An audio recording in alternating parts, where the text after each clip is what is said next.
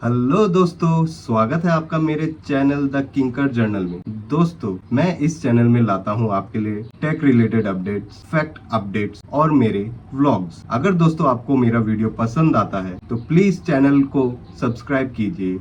इससे मुझे दोस्तों इंस्पिरेशन मिलता है कि मैं डेली आपके लिए नए नए अपडेट्स लेकर आता रहूं। सो दोस्तों, हमारी आज की अपडेट है बहुत मजेदार फैक्ट स्टोरीज के रिलेटेड। सो दोस्तों, बिना देरी किए चलिए शुरू करते हैं आज की क्रेजी राइड।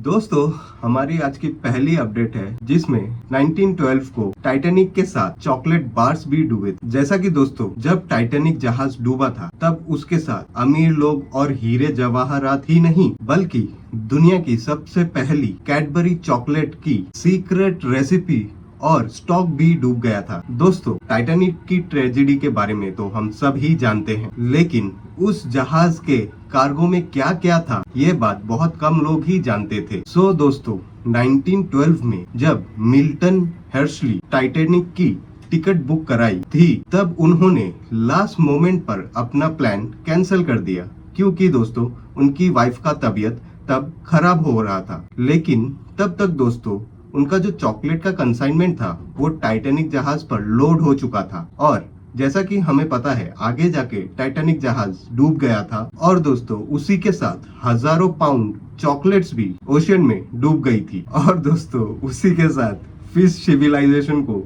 एक नया आविष्कार मिला जो कि था चॉकलेट। सोचिए दोस्तों, आज भी टाइटैनिक के मलबे के पास वो मछलियां घूमती होंगी तो एक दूसरे से बोलती होंगी कि अरे यार, आज तो मीठा खाने का मन कर रहा है, चल उस रूम में चलते हैं और थोड़ा हर्शली का लिक्विड सिरप चाट के आते हैं, भाई मजा आ जाएगा।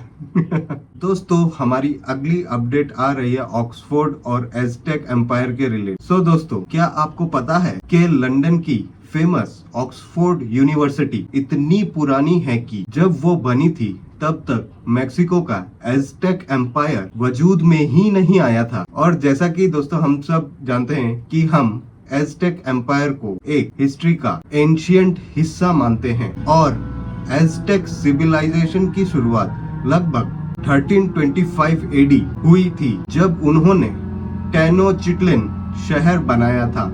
लेकिन दोस्तों फैक्ट यह है कि ऑक्सफोर्ड यूनिवर्सिटी में टीचिंग 1096 एडी में ही शुरू हो चुकी थी। इसका मतलब जब एज़टेक लोग अपने किंगडम का पहला पत्थर रख रहे थे तब ऑक्सफोर्ड के स्टूडेंट वहां पे एग्जाम और बैकलॉग्स का प्रेशर ले रहे थे। सोचिए दोस्तों, ऑक्सफोर्ड वाले इतने पुराने हैं कि उनके हॉस्टल के वार्डन ने शायद एज़टेक को बोला होगा, अरे भाई पहले अपनी डिग्री पूरी कर ले फिर अपना एम्पायर बनाना। सो दोस्तों, जिस चेन सॉ को आप हॉरर मूवी में लोगों को या फिर पेड़ काटते हुए देखते हैं, वो चेन सॉ एक्चुअली में सी सेक्शन डिलीवरी के लिए इन्वेंट की गई थी। शौक लगा ना दोस्तों, लेकिन ये बात सच है, क्योंकि 18th सेंचुरी में जब प्रेगनेंसी में कॉम्प्लिकेशंस होती थी और तब मॉडर्न एनेस्थीसिया जैसा कुछ नहीं था, और तब दोस्तों डॉक्टर्स को बेबी को बाहर निकालने के लिए पेल्विक बोन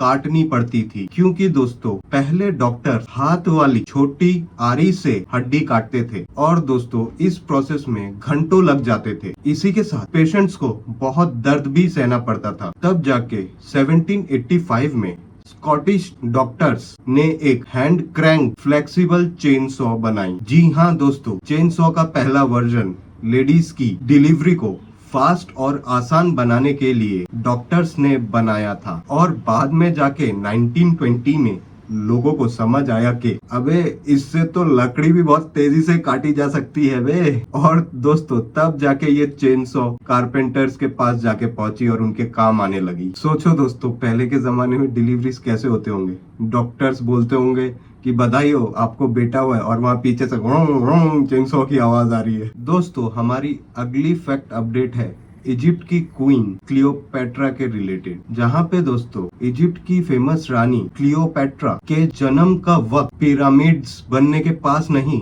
बल्कि आईफोन के लॉन्च के ज्यादा पास था। क्योंकि दोस्तों जब भी क्लियोपेट्रा का नाम आता है हम ममीज और पिरामिड्स के साथ उन्हें कनेक्ट कर देते हैं। लेकिन दोस्तों, जैसा कि हम जानते हैं, पिरामिड्स लगभग 2500 बीसी के समय बने थे और क्लियोपेट्रा का जन्म लगभग 30 बीसी में हुआ था और स्टीव जॉब्स ने पहला आईफोन लगभग 2007 में लॉन्च किया था। दोस्तों, इस हिसाब से पिरामिड बनने के और क्लियोपेट्रा के जन्म के बीच लगभग 2500 साल का गैप था और क्लियोपेट्रा और आईफोन के बीच 2000 साल का गैप है। दोस्तों, इस हिसाब से क्लियोपेट्रा क्रोनोलॉजिकल ऑर्डर में हमारे और स्टीव जॉब्स के ज्यादा करीब थी, ना कि पिरामिड्स और ममीज के। दोस्तों, ये फैक्ट आपको कैसा लगा प्लीज कमेंट बॉक्स में जरूर बताइएगा। दोस्तों, हमारी आज की अगली और आखिरी फैक्ट है बनानास के रिलेटेड, जहाँ पे दोस्तों, क्या आपको पता है कि आपके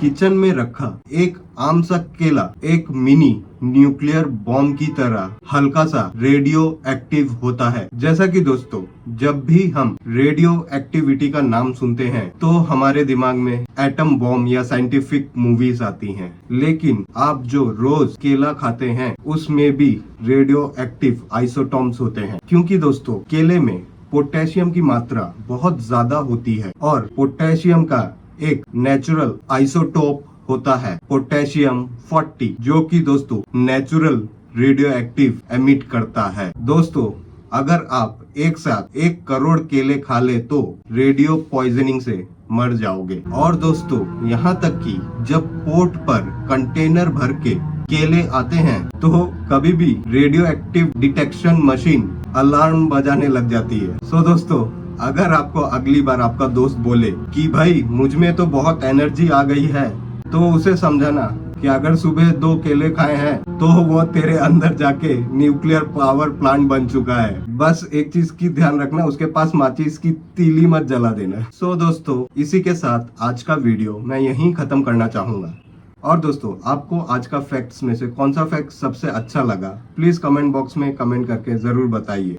और दोस्तों, अगर आपको मेरा वीडियो पसंद आया तो प्लीज वीडियो को लाइक करें, शेयर करें और चैनल को सब्सक्राइब करें दोस्तों, क्योंकि दोस्तों, आपका लाइक, शेयर और सब्सक्राइब मुझे इंस्पायर करता है आपके लिए डेली नए अपडेट्स लेकर आने में। दोस्तों, इसी के साथ मैं चलता हूँ और मिलता हूँ आपसे अगले वीडियो में। तब तक के लिए जय हिंद, जय भारत माता की, शब्बा खैर।